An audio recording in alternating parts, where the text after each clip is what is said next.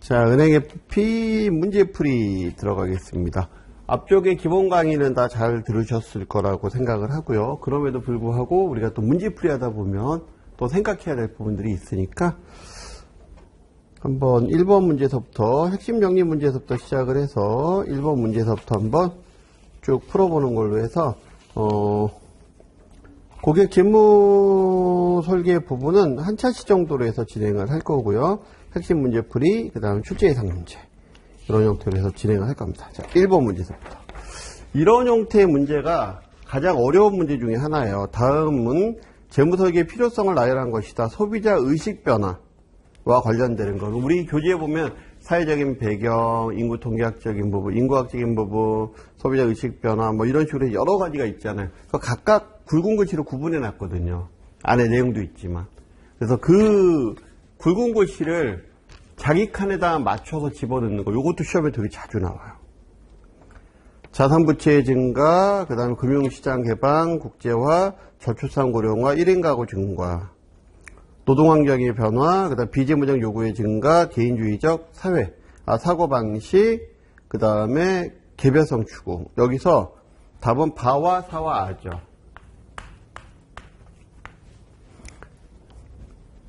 사회 경제적인 배경에서는 자산부채 증가, 금융환경, 국제화, 그 다음에 금융상품 다양화, 뭐 이런 부분들이 있고, 인구 통계학적으로는 1인 가구, 저출산 고령화, 노동환경, 뭐 이런 부분들로 갈라지죠. 그래서, 가나, 다라, 마까지는 다른 거고, 바사아. 요거는 제가 본 강의 시간에도 말씀드렸지만, 이게 별거 아닌 것 같아도요, 이렇게 물어보는 문제가 이 구분하는 문제 또는 그 안에 있는 내용을 갖고 얘가 무슨 변화냐라고 하는 부분들 되게 자주 나와요. 꼭 좀 살펴보시고. 두 번째 문제. 다음은 생애주기 단계별 일반적인 재무관심사에 대해서 나열한 것이다. 해당 보기에 생애주기 단계로 가장 적절한 거. 그러면 뭐 청년기냐, 사회 형성기냐, 자녀 양육기냐, 성장기냐, 가족 축소기냐, 아니면 노후 은퇴기냐, 뭐 이런 부분들. 자녀들의 교육자금, 결혼자금 마련, 주택 확장, 이건 자녀 성장했을 때 얘기죠. 자녀 성장기. 이것도 별거 아닌 것 같지만요, 이게 문제가 맞히기가 쉽지 않아요. 그래서 해설 쪽에 박스까지 아니 넣어드렸으니까 이거 좀 잘 살펴보시고, 그 다음에 세 번째 문제. 다음 중 자산관리사에 대한 설명으로 부적절한 것은? 자산관리사는 개인의 재무설계를 수립하고 목표를 달성할 수 있도록 돕는 역할을 하죠. 그 다음에 자산관리사는 각 금융 분야에 대한 전문 지식, 실제 사례 응용할 수 있는 기술, 다양한 능력 요구. 금융연수원과 보험연수원에서는 FP 자격을 도입해서 자산관리사라는 이름으로 교육과 시험을 보고 있죠. 금융연수원의 자산관리사 제도, 여러분들 지금 요 보고 있는 은행 FP 이거 얘기하는 겁니다. 민간 자격이 아니고 국가 자격이죠. 4번이 틀린 거죠. 그래서 4번이 오지선다니까. 그리고 5번을 읽어보시면 되고. 4번만. 개인재무 설계와 관련된 내용으로 가장 적절하지 않은 것은? 개인 자산의 대부분이 부동산으로 편중되어 있지, 우리나라 같은 경우. 이게 문제긴 문제예요. 큰 문제 중에 하나죠. 그래서 일본 같은 경우만 하더라도 고령화가 한국하고 일본하고 고령화가 사실은 심각하게 문제가 되고 있는데, 한국은 특히 고령자들의 가난하고 거기다가 또 고령자들이 또 그나마 대부분 갖고 있는 자산이 부동산이고, 일본 같은 경우에는 고령자들의 재산이 괜찮아요. 뭐 평균적으로 괜찮은 거긴 하지만 괜찮습니다. 그리고 부동산 자산 쪽보다는 금융자산 쪽이 좀 많거든요. 우리나라가 심각하죠. 그런 부분을 나타내는 거죠. 자산구조는 가계부채의 증가에 따라 이자 부담도 또 늘어나고 실제 소득 줄어들고, 그러니까 필요하다라는 거죠. 우리나라의 출산율은 2022년도 0.78명, 엄청나죠. OECD 평균에 약간 못 미친다. 아니에요. 한참 못 미쳐. 요게 틀린 거죠. 되게 심각하다라는 거. 그 다음에 공적연금 제외한 사적연금 준비가 많지 않다. 그리고 개성과 가치를 중시하고 다양성을 추구하기 때문에 이런 부분에 어떤 계층보다도 개인재무에 관심이 많다. 그리고 IMF 이후에 개인금융 중심, 대한 부분이 크게 늘어나고 있다라는 3, 4, 5번 항목도 꼭 좀 읽어보시고요. 그 다음에 이런 문제도 나올 수 있어요. 순서 배열하는 것. 재무설계 절차가 순서대로 나열한 것. 그래서 보게 되면 좋은 질문과 경청이 필수적인 것. 그 다음에 합리적 제안서 작성. 그 다음에 목표 우선순위 결정. 재무제표 작성. 그 다음에 고객 재무목표 달성과 이익의 최우선. 정기 점검. 그러면 요거는 보니까 좋은 질문과 경청이 필수적이다. 그리고 재무목표 우선순위를 정한다. 그리고 재무제표를 작성한다. 분석을 해야 되니까. 그리고 분석을 했으면 제안서를 작성을 하고 실행을 할 때 고객이 이게 우선을 둬야 되고 정기적으로 점검해야 되고 요게 되겠네요. 가다라나 마바. 그죠?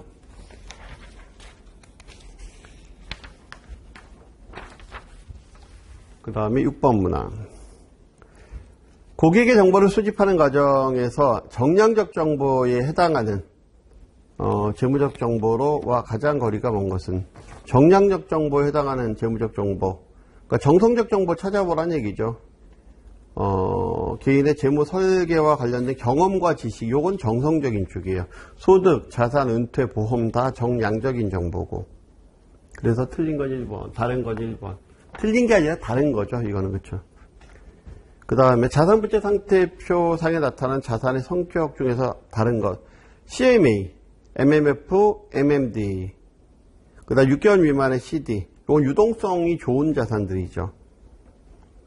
그래서 요거는 현금성 자산 쪽에 해당이 되는 부분이고, ELD는 투자자산에 해당되는 부분이죠. 금융투자자산.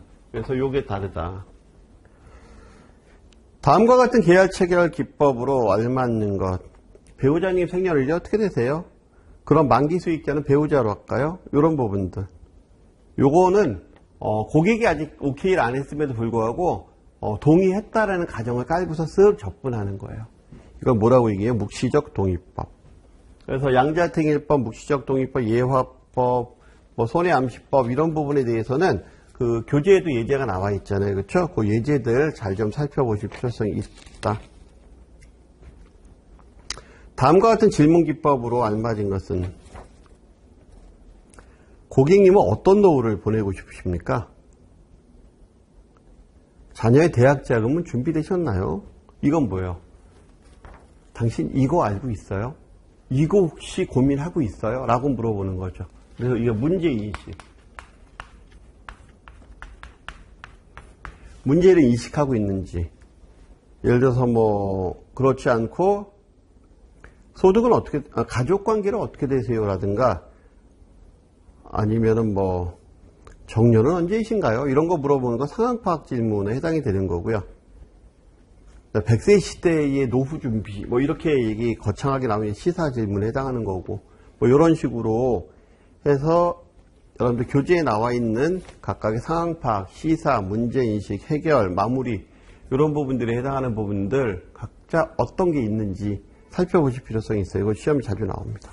다음 중, 다음에 설명하는 내용으로 가장 적절한 것은 설문서를 작성하는 방법은 고객이 충분히 생각하고 정보를 제공하지 못하는 문제점이 있다. 그렇진 않죠. 설문서 작성하면서 충분히 생각을 하죠. 자산부채 상태표에서 금융투자자산이란 ELS, ELD, MMF. MMF는 이게 입출금 자산이에요. 현금성 자산이죠. 머니마켓 펀드라고 해갖고 요게 틀린 거, 요것도 틀리고. 사교육, 외식비, 교육비는 현금 흐름표의 고정 지출에 해당한다. 교통비나 이런 부분들, 외식비나 이런 부분들은 사교육비, 이런 부분들은 전부 변동 지출에 해당이 되죠. 변동 지출 항목이에요.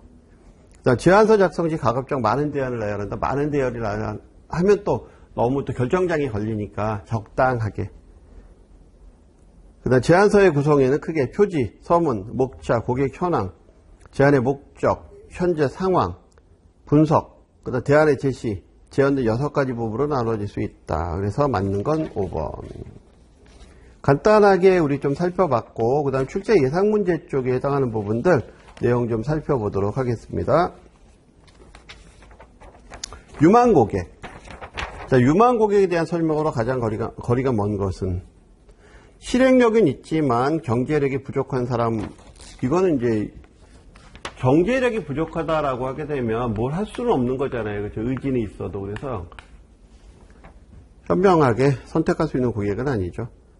자산관리사와 이미 계약을 체결한 사람과도 긴밀한 관계가 있어야 되고, 그러니까 기계학자한테 소개받는 게 가장 좋죠. 그리고 하셨던 분들이 또 해요. 보면은 소개를 통해서 지속적인 고객 찾기, 소개를 이끌어내려면 친밀관계 유지, 그 다음에 유망 고객은 재무 목표가 있는 사람이어야 된다. 그 다음에 다음 중 접촉 채널별 장점과 유의점, 거리가 먼 것은 DM은 심리적 부담을 줄여주고 동시에 많은 사람의 접촉이 가능하다. 그렇죠? DM 우편물 보내는 거 얘기하는 거예요. 우편물 보내는 거. 근데 거의 뭐 스팸성으로 막 그냥 광고지 찍어서 보내는 거 말고 그런 거 얘기하는 게 아니에요. 여기서 얘기하는 건 이런 DM은 자필로 이렇게 편지 쓴다든가 뭐 이렇게 정성이 들어간 그런 부분들 얘기하는 거죠. DM은 면담을 매끄럽게 진행하도록 고객과 친밀한 관계를 만들 수 있다. 그래서 어떤 고객한테 자필로나 아니면 자필 비슷하게 이쁘게 꾸며서 이렇게 우편물을 보내거나 그러잖아요. 나중에 이제 고객가 늘 우편물을 보내다가 처음 만났어, 고객을. 그렇다라고 하더라도, 늘 보내주시는 거 잘 받아보고 있어요. 라든가, 뭐 이렇게 얘기가 부드러워져요, 굉장히.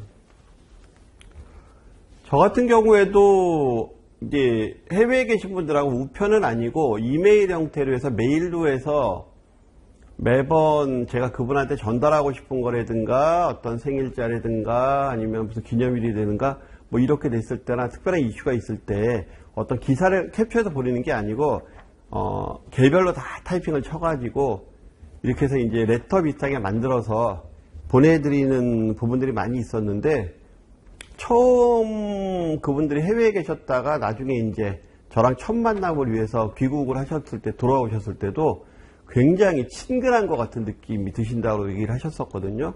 예, 그런 형태로 약간 형태는 다르지만 DM도 마찬가지 그런 부분에 이제 역할을 하죠. SMS는 상대적으로 저렴한 비용으로 가능하면 발송 시간에 제약을 받지 않는다. 아니에요. SMS 발송 시간 굉장히 주의하셔야 돼요. 새벽에 띡 하고 가거나 이러면 아주 악영향입니다. TA, 전화로 하는 거죠. 효율적인 시간 관리 및 유망 고객 만남을 용이하게 하고 방문 약속을 잡기 위한 목적으로도 활용하고 틀린 건 3번. 다음 중 재무 목표와 관련된 설명으로 가장 잘못된 것은 재무 목표는 목표 달성 시기별로 단기, 중기, 장기로 구분한다. 목표 달성을 위한 장단기 목표가 유기적으로 연계 수행되어야 된다. 수치로 표현할 수 있는 명확한 목표가 제시되어야 된다. 목표는요, 수치로 표현해야 된다. 그렇죠? 구체화되어야 된다. 목표가 달성 가능한지 고객과 협의해서 결정한다. 재무 목표는 가치를 중심으로 추상적이 아니라 구체적으로.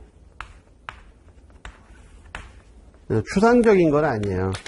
그래서 제가 본 강의 시간에도 이런 말씀 드렸잖아요. 저는 행복하게 살고 싶어요. 또는 자동차를 가지고 전 자동차를 꼭 사야 될 겁니다. 그게 제 목표예요. 이런 거 목표 아니라 그랬잖아요. 구체화되게 얼마짜리 자동차를 언제 몇 cc짜리 뭐 회사 어디 거 색깔 무슨 색깔 뭐 타이어는 광폭으로 할 건지 안 할 건지 이런 부분까지 구체화되게 그리고 각각의 금액이 얼마 정도 이런 식으로 수치화될 수 있게 그렇죠. 그런 게 진짜 목표라 그랬죠. 그렇지 않으면 그냥 꿈이에요. 그냥 생각하는 거. 재무설계 4단계의 과정으로 가장 적절하지 않은 것은 목표 달성과 이익의 최우선 해야 되고요. 그다음 고객을 둘러싼 환경의 변화와 변화에 유연하게 그 유연성 있는 대안 제시, 가치관과 생활 방식 고려 다 맞죠? 가급적 많은 대안을 나열한다? 그렇진 않죠. 가급적으로 많은 대안을 나열하는 것보다는 제대로 된 대안 몇 가지 이런 부분들이 돼야 되겠죠. 그 다음에 재무 설계의 의사결정 과정으로 올바르게 나열된 것. 자, 목표 설정 상태 평가, 그 다음에 관계 정립, 실행, 모니터링, 설계 제안. 보게 되면 답원이 첫 번째겠네요. 관계 정립. 그 다음에 목표를 설정하고, 다각까지 해놓고 찾아보는 거죠. 다각까지 해서 찾아보니까 하나뿐이 없잖아요. 그럼 이게 답이지, 뭐, 2번, 그쵸? 다가, 마바, 라마가 답이겠죠. 당연히, 그리고 평가하고, 그 다음에 제안서 작성하겠죠? 그 다음에 실행하고, 그 다음에 사후관리 점검하고, 다가, 나마라바.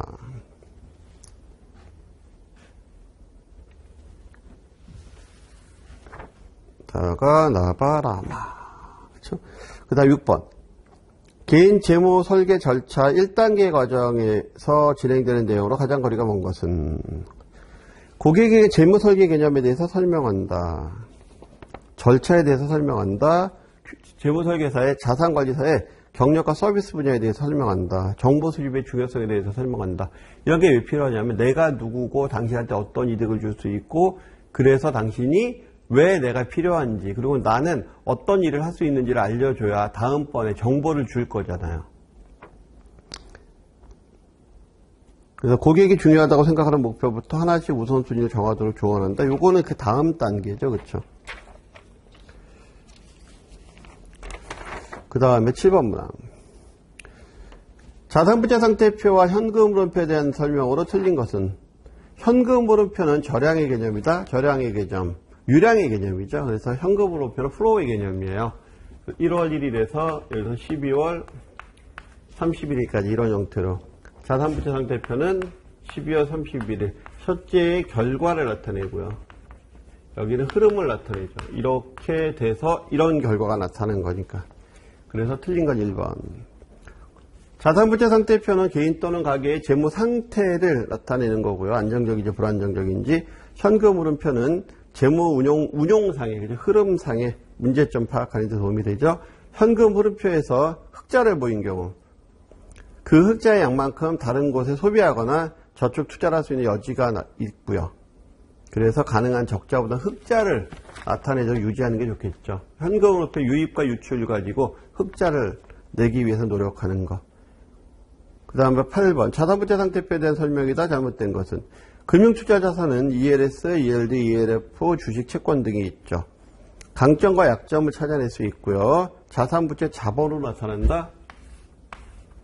자산, 부채, 순자산. 기업재무제표에서는 자본으로 나오겠지만 여기서 순자산. 틀린 건 3번. 나머지 4번, 5번 읽어보시면 될 것 같고요. 9번 문항. 개인재무제표에 대한 설명으로 가장 적절하지 못한 것은 부채는 단기부채와 장기부채로 구분할 수 있죠. 신용카드 잔액은 당연히 단기부채에 해당이 되죠. 총부채와 순자산의 합은 총자산의 합과 같죠. 부채, 순자산 이렇게 합치면 요거니까 양쪽은 대차 평균에 의해서 대차는 같아야 되니까 일정 기간 동안에 고객의 자산부채, 순자산 등을 한눈에 보여준다. 일정 기간 동안이 아니고 현금 흐름표는 일정 기간 동안의 유입과 유출 이건 일정 시점에 그 부분이 틀린 거죠. 그렇죠? 그러니까 정확하게 현금 흐름표를 왜 작성하는지 자산부채 상태표를 왜 작성하는지 그리고 그 각각의 의미하는 바가 뭔지를 정확히 알아야지 풀 수 있는 문제죠. 순자산 가치가 이전보다 증가했다면 자산의 증가나 부채의 감소를 판단할 수 있다. 다음 중 현금 흐름표에 대한 설명으로 틀린 것은 설명이 틀린 것. 총소득과 총지출의 규모를 통해서 저축과 투자 금액을 알 수 있죠. 일정 기간 동안의 개인 및 가계의 현금 유입과 유출의 현황을 보여주고 그다음 개인의 소득, 생활 수준과 투자 능력을 파악할 수 있어요. 현금 흐름표 유입과 유출이니까 소득이 어떻게 됐고 어떻게 지출했다. 그러니까 지금 얼마만큼 돈이 남았다, 부족했다 뭐 이런 부분이 판단이 되니까 고정지출과 변동지출, 저축, 투자로 구분할 수 있고 재무상태 변동의 결과를 나타내는 건 자산부채 상태표예요. 이건 흐름을 나타내는 거고. 그래서 틀린 건 5번. 다음에 설명하는 내용으로 가장 적절하지 않은 것은 인구 통계적 배경에 따라서 모든 의사결정의 주체가 개인으로 전환되고 있다. 그렇죠? 요즘에는 1인 가구 시대이기도 하고 핵가족 시대에서 이제 1인 가구 시대로까지 축소가 됐죠. 그래서 개인이 모든 것을 판단해야 되는, 그러니까 이제 개인이 판단해야 되는 게 과중해졌죠. 그러니까 누구인가의 도움을 받아야 되니까 그게 이제 자산관리사. 미래를 더 중시하는 고객은 보험이나 연금상품에 대해서 투자를 늘리게 되고요.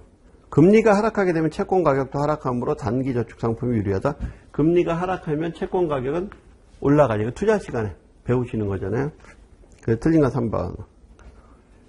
제안서를 작성할 때 자신의 의견이 주관적이므로 다를 수 있다는 걸 고려하는 건 맞는 거예요. 당연히 주관적일 수밖에 없죠. 왜? 그 자산관리사는 여태까지 경험한 내용이나 자기가 해야 될 것들이 각각 주관적으로 판단해서 하는 거기 때문에 객관적인 부분은 어렵죠.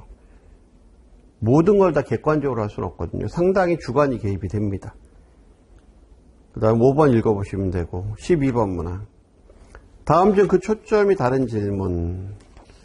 가족관계는 어떻게 되세요? 이건 상황파악 질문이죠. 그 다음에 정년이 어떻게 되세요? 이것도 상황파악 질문이고.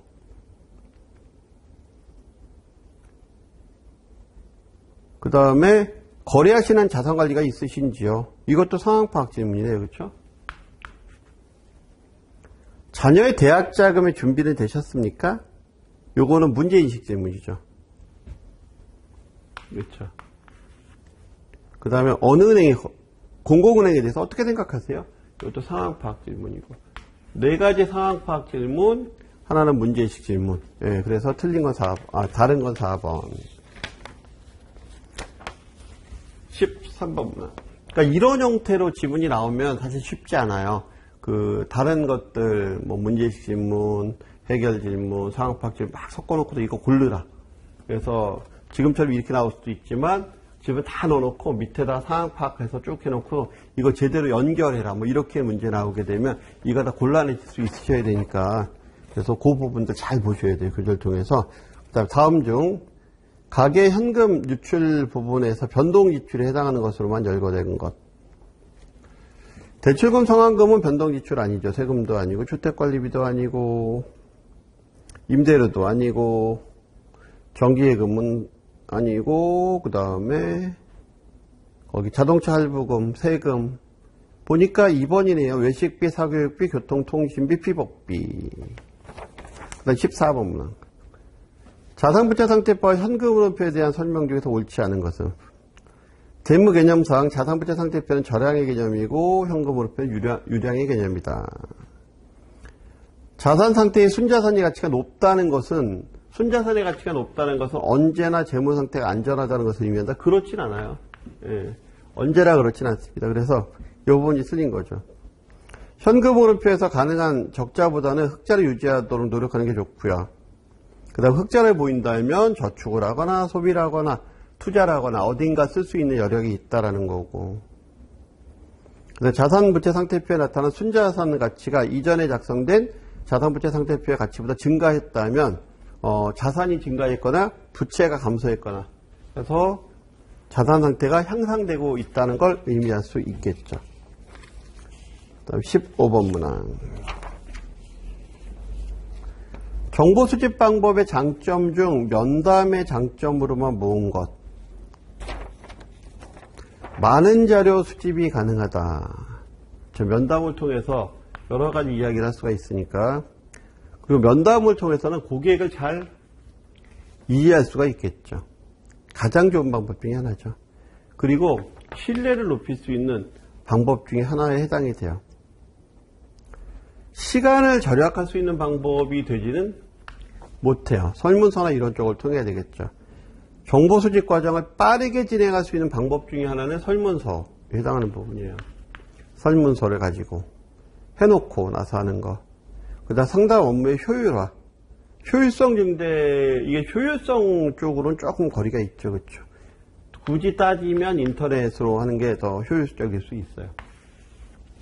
그래서 가나다에 해당하는 법. 다음 중 가장 적절하지 않은 것.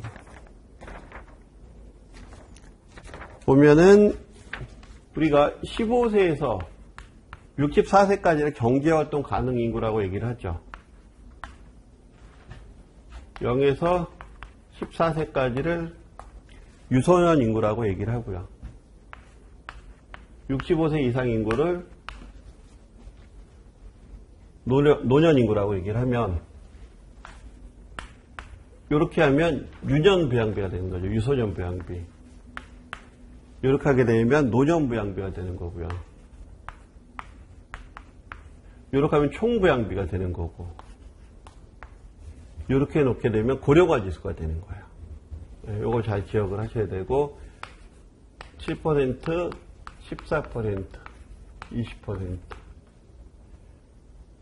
고령화 사회, 고령 사회, 초고령 사회. 그렇죠? 이것도 좀 기억을 하셔야 되고요. 1번은 맞는 거죠. 그 다음에 2번. 우리나라는 빠르게 고령 사회에 도달할 것으로 예측되고 있다. 우리나라 이미 고령 사회에 지났어요. 2025년도쯤 되면 이제 초고령 사회로 진입을 하죠. 이미 했고, 고령 사회는. 나머지 부분도 읽어보면 되실 거고. 17번. 다음에 해당하는 과정으로 가장 적절한 것. 고객의 재무 목표 우선순위에 대한 변경, 결혼 또는 이혼 등의 생애주기상의 급격한 변화나 경제적 변화에 유연하게 대처할 수 있도록 합리적인 대안을 도출하기 위해서 노력해야 된다. 이 단계 무슨 단계다? 제안서 작성 단계에서 이런 일을 해야 된다. 18번 문항. 제안서 작성 시 유의사항에 대한 설명으로 가장 적절하지 않은 것은 유연성이 있어야 되겠죠. 그리고 다른 자산관리사와 내용이 달라질 수 있음을 고려해야 돼요. 왜냐하면 당연히 주관이 개입이 되기 때문에. 그 다음 고객의 재무 목표에 적당한 가장 최선에 대한 재무 목표에 적당한 가장 최선의 대안을 제시해야 되고, 그 다음 가치관이나 생활 방식을 고려한 대안, 가능한 많은 대안을 제시하는 건 아니라 그랬어요. 그렇죠? 그래서 틀린 건 5번. 이게 예시는 많이 나오는 부분이에요. 근로소득자 상담시 고려사항, 근로소득자와 상담시 고려사항, 생애주기별, 그 다음 예산 수립해야 된다, 본인의 노후자금 부족에 대해서 준비해야 되고, 재취업이나 창업도 준비해야 되겠죠. 요즘에 고령사회 되다 보니까, 노란우산 공제 가입 여부, 노란우산 공제는 근로자가 가입하는 게 아닙니다, 이건. 그래서 5번이 틀린 거. 자영업자나 이런 분들이 가입하는 거지. 그 다음에 20번 문항. 다음에 해당하는 계약 체결 기법은 펀드의 납입은 월초에 하실래요? 얼마에 하실래요? 뭐 이렇게 물어보는 거. 이것도 아직 고객이 고민하고 있는데 툭 던지는 거예요. 그래서 묵시적 동의법처럼 보이지만 요거는 이 예시가 나오면 이건 양자택일법입니다. 양자택일법.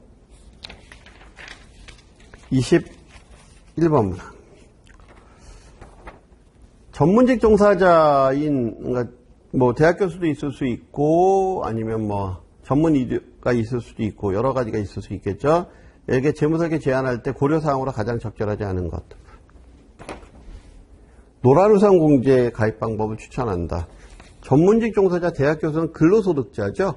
그러니까 1번이 아니겠죠. 사전 증여, 여유자금에 대한 투자, 중복가입된 금융상품의 조조명, 자신의 은퇴 후에 안정적 현금 흐름에 대한 준비, 이런 부분들에 다 포함이 되는데 노란우산 공제는 적용이 안 된다. 22번 개인재무 설계의 필요성에 대한 설명으로 가장 적절하지 않은 것은 개인자산이 대부분 부동산 편중되어 있죠. 가계부채 증가에 따른 실제소득 줄어들고 그러다 보니까 뭐가 필요하다? 개인재무 설계 필요하다. 1인 가구 증가, 그 다음에 개인이 모든 결정의 의사결정의 주체가 되다 보니까 책임감이 많아진다. 그러니까 필요하다. 일반 투자자를 보호하는 제도가 강화되죠. 그래서 금융소법, 금융소비자 이런 부분들이 만들어지는데 이런 부분들이 만들어지는 이유는 뭐예요? 금융상품이 이제 굉장히 복잡하고 이상해지거든요. 전문가들도 봤을 때 제가 봐도 저도 나름 전문가인데 제가 봐도 이해가 안 되는 상품들이 되게 많아요. 그러다 보니까 금융소비자 보호제도는 강화돼야 되겠죠. 그래서 틀린 건 3번. 인구 고령화는 개인의 노후를 대비하는 자세를 변화시키고 있죠. 인구 노령화 정말 어마어마하게 무시무시한 겁니다. 인류 그 누구도 한 번도 경험해보지 못한 지금 고령화 사회를 맞이하고 있는 거거든요. 그러니까 경험치가 없으니까 누구한테 물어볼 수도 없어요. 얼마나 준비해야 될지도 몰라요. 그러니까 더 심각한데 우리나라는 훨씬 더 급격하게 노령화가 되고 있죠. 세계에서 가장 빠르게 고령화가 추진되고 있잖아요. 그러면서 세계에서 가장 준비가 안 된 나라이기도 해요. 그러니까 문제가 크죠. 그 다음에 개인과 가게가 합리적으로 기대하는 생활양식을 일생 동안 추구하기 위해서 전생에 걸쳐서 어떤 소비 만족도의 극대화를 추구할 수 있는 그런 부분이 필요하니까 그러다 보니까 설계를 받아야 되는 거죠. 23번. 재무설계 제안서에 반영돼야 될 내용으로 가장 적절하지 않은 것. 대안에 대한 예산, 재무목표 우선순위, 강점과 문제점, 현재무 상태에 대한 진단 이런 부분이고 자산관리사가 수립한 대안이 담겨야 되겠죠. 고객이 수립한 대안이 아니고요. 그 다음 24번 문제. 고령사회는 65세 이상 인구가 몇 %일 때냐. 제가 조금 아까 여기다 잠깐 표시해드렸는데 7%일 때가 고령화사회, 14%일 때가 고령사회, 20%일 때가 초고령사회. 우리나라는 내년쯤 여기 이게 달성이 될 거고요. 일본은 30%대 되고 저희 나라는 20%대. 근데 문제는 일본은 30%대라도 그래도 나이 드신 분들이 자산이 가장 많고 그 자산의 상당 부분이 금융자산으로 분포가 되어 있는 거고 우리나라는 우리나라도 그분들이 가장 많은 자산을 차지하고 있는 부류 중에 한 분이긴 한데 그럼에도 불구하고 제대로 준비 안 되신 저소득 노령층이 되게 많고 그리고 또 자산이 있어도 대부분이 부동산이고 부동산 자산이니까 이걸 처분도 못하고 애매모호해지죠. 그렇죠? 25번 문항. 고객과의 관계 정립을 위한 유망 고객을 발굴해야 하는데 위해서는 유망 고객에 대한 설명으로 적절하지 못한 것은 지인이나 기존 계약자 소개 등을 통해서 찾게 되고요. 그 다음에 책임감과 재무 목표가 있어야 되겠죠. 능력도 있어야 되고요. 실행력도 있어야 되죠. 만나긴 어렵더라도 훌륭한 조건을 갖춘 고객은 유망 고객이 아닙니다. 만나기 어려우면 힘들어요. 그렇죠? 그 다음에 26번 문제. 고객과 면담을 준비하는 방법으로 DM 방식의 장점. 아무래도 우편물을 먼저 보내고 나서 나중에 만나니까 심리적 부담감이 줍니다. 그리고 여러 사람한테 동시에 보낼 수 있죠. 면담을 매끄럽게 진행하는데 상당히 좋아. 지난번 레터 좋았어요. 이러면서 지난번에 제가 보내드린 거 받아보셨어요? 이렇게 얘기해도 되고요. 그래서 고객과의 친밀한 관계를 만들 수 있죠. 간단한 질문 또는 일부 답변의 활용시 유용한 거는 레터 쪽은 아니고요. 전화? 네, 그쪽이 더 가깝죠. 그 다음에 27번. 재무설계 절차에서 고객과 관계 정립을 위해 효과적인 질문과 경청이 요구되는데 가족은 어떻게 되시죠? 라고 물어보는 거. 이거 상황 파악 질문. 그래서 답은 1번. 효과적인 가입 제한 및 체결 자세에 대한 설명으로 가장 적절하지 않은 것은 감성을 자극하는 스토리텔링을 자제할 것, 논리적으로 설명할 것, 이익에 반하는 결정을 하지 않을 것, 거절 처리 기법으로 무장할 것, 고객이 알아야 될 상황에 대해서 정확히 안내할 것. 거기서 틀린 건 1번. 자, 고객은, 그러니까 인간은이라고 얘기해야 되겠죠. 인간은 제한된 합리성을 갖고 있어요. 그러니까 우리 교재에서 제한된 합리성 이런 말은 안 나오는데 제한된 합리성을 갖고 있어요. 합리적이다라고 생각을 하지만 그렇지 못하다라는 거죠. 그래서 사람은 감성을 자극하면 상품에 가입을 해요. 그리고 가입하고 나서 본인들이 이성으로 합리화시켜요. 난 잘했어. 이런 이유 때문에 얘가 필요한 거야. 그러니까 난 잘했어. 이렇게. 그래서 감성을 자극하는 스토리텔링이 대단히 중요하죠. 그러니까 틀린 건 1번이죠. 29번. 고객 유형별 제한 사례에서 40대 고객의 특징과 적당한 제한 내용으로 가장 거리가 먼 것. 요것도 40대, 50대 이렇게 쭉 나오고 30대, 40대, 50대 쭉 나오잖아요. 이게 쉽지 않은 부분이라서 자꾸 눈에 익히게 좀 살펴보실 필요성이 있어요. 이쪽 페이지들도. 고객 지출이 교육비 지출이 상대적으로 많은 세대죠. 40대가. 요즘 사교육비 엄청 들어가잖아요. 자녀 양육 및 부모, 부양에 대한 책임을 지고 있는 샌드위치 세대고요. 지금 현재 40대, 50대가 아직은 그렇죠. 목표 자금은 많은데 투자 이력이 쉽지 않은. 쓸 때도 많아서. 연금은 투자 형태 상품으로 준비하는 게 좋겠죠. 아직은 여력이 남아있으니까 시간적 여력이에요. 부동산에 대한 애착이 강하고 안정적 투자 성향이 강한 부분은 50대에 해당하는 특징 중에 하나예요. 자, 두 문항만 더 풀어보죠. 다음 중 비재무적 정보에 해당하는 것으로 가장 적절한 것은 세무, 보험, 종업원 복지, 개인사업 관련 자료. 이건 다 뭐예요? 재무적 정보. 그래서 개인 재무 설계 관련되는 경험, 이런 부분들은 비재무적 정보에 해당이 되죠. 자, 마지막 문제. 다음과 같은 계약 체결 기법으로 알맞은 것은 두 개의 사소한 결정 중에서 어떤 하나의 결정을 하도록 만든다.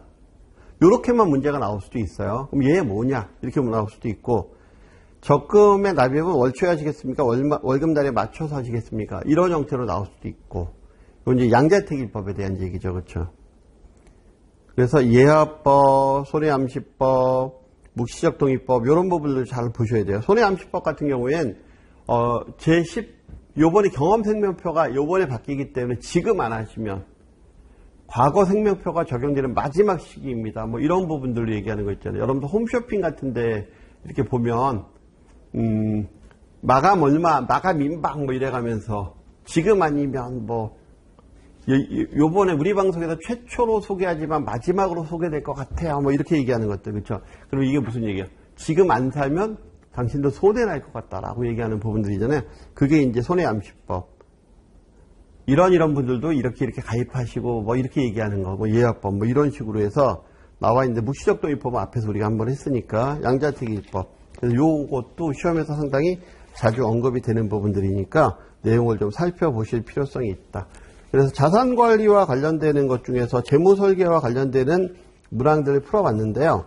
재무설계와 관련되는 부분들은 내용이 어려운 내용은 없어요. 안쪽에 나와 있는 내용들이 너무나 당연한 내용들이 적혀 있는데, 그것들을 구색에 맞게, 예를 들어서 뭐 변화가 사회적인 변화냐, 인구학적인 변화냐, 뭐 개인적인 변화냐, 이거 골라내라 라고 하면 이거 골라내서 찾아 들어가는 게 중요하고요. 그 다음에 뭐 40대의 특징, 50대의 특징, 뭐 20대, 30대의 특징, 이 특징들이 각각 다르잖아요. 근데 다 어떤 것들은 중첩되는 부분들이 있단 말이에요. 그런 부분들을 찾아 들어가는 거라든가, 또는 사회초년기, 그 다음에 뭐 가족 형성기, 가족 뭐 성숙기, 뭐 노년기, 뭐 이거 쭉 나오게 되면 거기에 뭐 교육자금에 대한 이야기, 주택 확장에 대한 이야기, 은퇴에 대한 이야기, 자녀 출산에 대한 이야기, 이것들에 해당하는 칸들을 찾아 들어가서 하나씩 개를 찾아 들어가는 거. 사실 이런 게 내 생활하고 좀 괴리감 있는 부분들이 있어요. 왜냐면 나는 아직 뭐 40대인데, 아니, 나 30대인데 난 전혀 그렇게 생각 안 하고 있는데, 이게 2세대에 생각한다고? 뭐 이런 부분들. 근데 또 교재를 통해서, 나와 있는 부분들을 통해서 해결해야 되는 부분들. 왜? 시험이니까. 시험이니까 내 정서하고 안 맞아도 뭐에 맞춰야 되니까? 시험에 맞춰야 되니까. 그런 부분이 있는 것들을 같이 고려하셔서 살펴보시는 것들이 시험 공부하시는데 가장 중요한 포인트 중에 하나다. 그래서 외울 생각은 하지 마시고 자꾸 익숙하게 쳐다보고 또 쳐다보시길 바라겠습니다. 자, 요번 차시 여기서 마치고요. 다음 차시에는 우리 경제동향 분석 및 예측 그쪽 통해서 또 뵙도록 하겠습니다. 수고하셨습니다.